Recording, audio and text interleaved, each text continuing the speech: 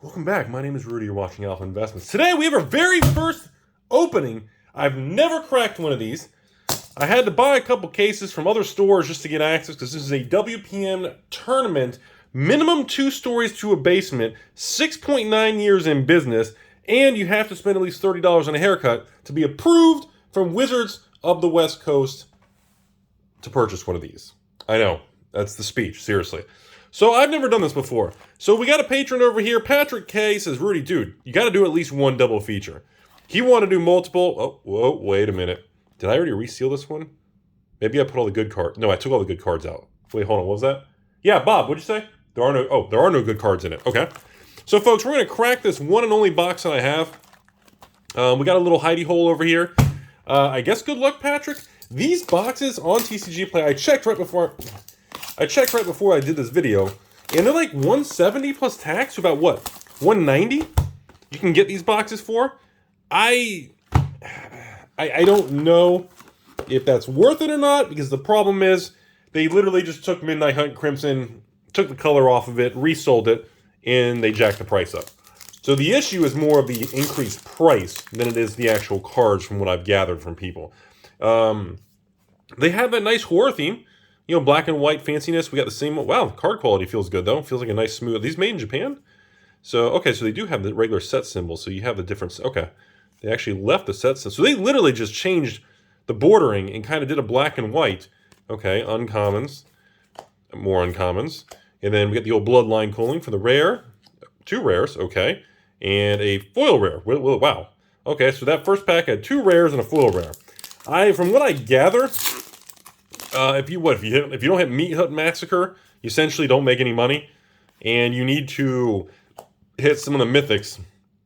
Reservoir, the old Mimic. I thought it said Path to Exile, Path to Festival. I mean, they don't look bad, but they don't look that. They're unique. Like this is one of those products that's so disgusted and hated because it was a special thing for WPN stores and tournament stores. And then, hey, look at that.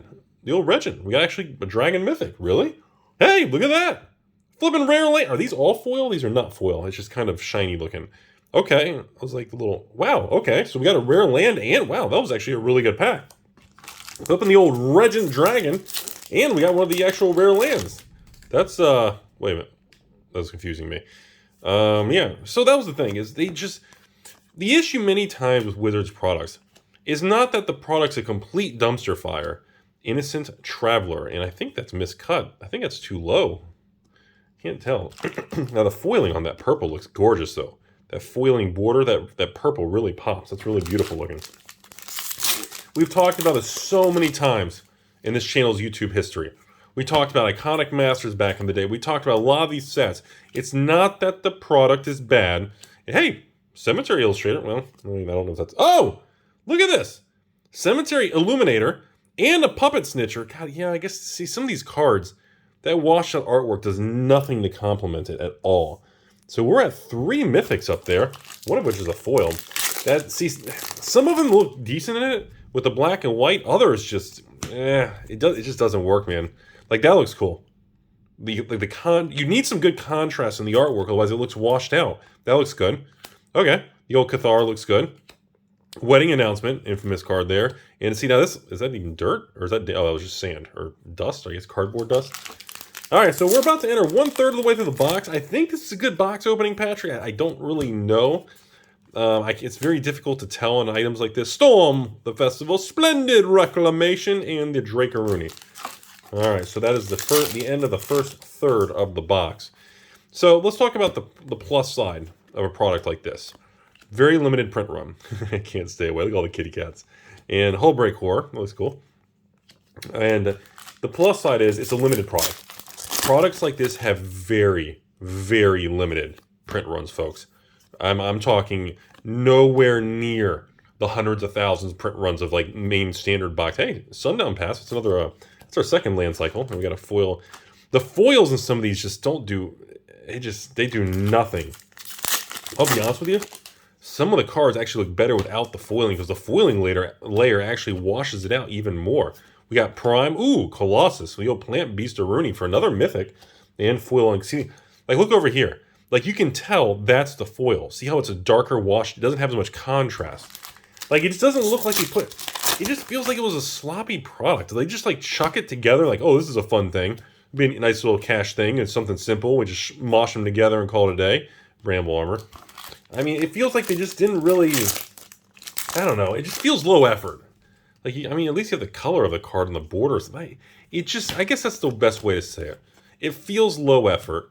And it feels like a middle finger to these really... I mean, again, you have to be a hosting tournament store that reports results to WPN, all this crap, just to get this product. And then on top of that, they double the price from a standard box. Like, it just... Now, if this product... Ooh, overgrown farmland. Nice. That's our third or fourth land. And that looks beautiful. I like the little blue on that. The blue and the foiling looks fantastic. Like, for example, how would everybody feel if this was like a $99 box, similar to like regular draft or set boxes from Hunt or Crimson? Everybody's attitude would be completely different. Ancestral Anger. But the problem comes in when you take two sets that don't have super expensive cards and have a high print run, and you mash them together, change some colors. Oh, I have to admit, the vehicle with the red there, that's actually pretty cool looking. Rampage, the Old, and the Paladin. See, there's just not enough value here to justify. Because I remember when this thing first was doing pre-orders and came out, stores were pre-selling these for like $220 to $250 plus tax. Like, I remember a patron sending me a picture saying he went to his local store and bought a case of 6 of these. With tax, he paid $250 a box. It was $1,500 for a case of this. He told me. Adversary, nice little mythic there. And Evolving Wild. See? I think this would look better not in foil. I mean, with all due respect to the Evolving Wilds lovers out there, that looks fucking terrible. Look at the foil. Look how dirty and washed out. It just doesn't even look good, man. It looks sloppy and faded. That just doesn't look good. And that's supposed to be a special premium. Like, this is a 200. I mean, dude, like I said, that page, I have many people who bought this at the beginning because of a specialty thing. Ooh, nice little hostile. Ooh, now see, now that looks better. No foiling. You got contrast on the actual... Wow, actually, this is a 6 mythic opening, though. That's actually pretty good opening. And the Wolf Rider. See, the foiling makes the artwork look worse. So, conclusion of Rudy ranting. It's a limited product. The market rejected it. Like I said, prices now are below $200 shipped with taxes and shipping on TCG Player.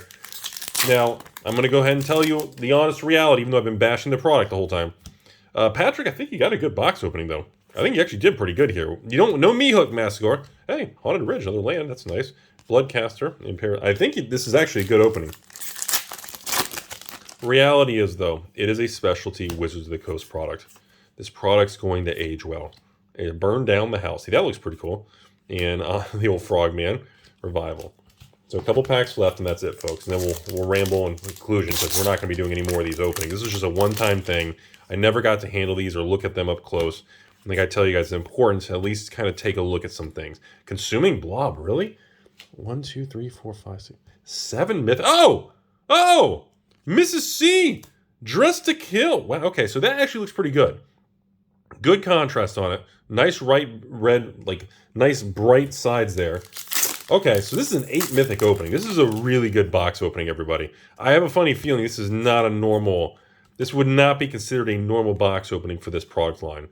So, anyways, I do believe, as with all specialty Wizards products, this thing's going to have a bright future. Mostly because stores dump them. People ain't sitting on this thing. Like I said, everybody thinks everybody's sitting on all this sealed product in the last all 5 years. And I'm just like, I've tried to been yelling and screaming to the moon here. People have not been doing that. The days of everybody doing that is just over with. People have backed off. People have given up. Stores are not sitting on back rooms of millions of dollars of all these products. It's just not happening. And I'm telling you, a specialty product like this, that not even Creepy Rudy's Basement Emporium can get pallets of. This is, I mean, I had to get, just to get this product, I had just to get a couple cases, like you guys saw in some of my video backgrounds a week or two ago. Just to buy a couple cases of this. I had to pull from 3 different stores and kind of just engage in just kind of like they wanted to seal a product or something. It was almost a trade. I just kind of had to buy it and work with them. But it's just, no one has thousands of boxes of this. and this thing's not even a year old. In 2, 3, 5 years from now, this thing's going to be a flippin' relic. So I do believe long term, as a sealed item, again, I don't have any for sale. I'm never going to run a sale on this item to the patrons. I don't have the product. I got like 4 cases. That's it. I got like 20 boxes of this thing. You know, that's why, I didn't even want to do a 2-box opening of this video. I only did 1 box. I just don't have much of it. And, you know, all I'm saying is, folks, is that these weird items have a high probability of doing well long term. They tend to be very limited. They tend to be just, you know, pumped, dumped, and everybody moves on. And this is probably something that if you are into collecting and investing long term, this is usually a good type of item to have to a diversified collection. That's usually something that people do because you like to have weird things, because weird and unique items do tend to be sought after in the future. Now, what does that mean financially? I don't have a specific prediction. Like, I think Throne of Eldraine is going to be $500 and a $1,000 box one day. I think the AFR draft and set boxes are underpriced. I think a lot of these collector boxes from this 2021 collapse are cheap. Now, an item like this is tough, though, because I don't know how many are out there. I know it's an exclusive thing, but I do know for, you know, the MSRP was probably like $250 for this. Okay. Originally, I think stores were paying $140, $150 for these. If you were an exclusive thing, you could get them. I couldn't get them. And now online, they're like $170 plus tax. So for most people, it's going to be almost $190 for one of these boxes. And even $190 for under $200 out the door, when original MSRP was probably around $250. I don't know. It doesn't feel like a lot of downside risk compared to long-term movement in the price, you know? But, you know, sure, if it goes up in price, what if it takes 20 years? It ain't worth it. What if 2 years from now it's the same price? You just wasted your time, and if you sell it and shipping and fees, you lose another $20. It's just not worth it. See, that's where you get into the complicated things. But I remain bullish on this conclusion. I like the product. It's cheap. The market hates it, and I think it's going to be an interesting item in about 5 years from now. So, Patrick, thanks for being a very kind patron. Enjoy the cards from this packaging. Everything's headed your way.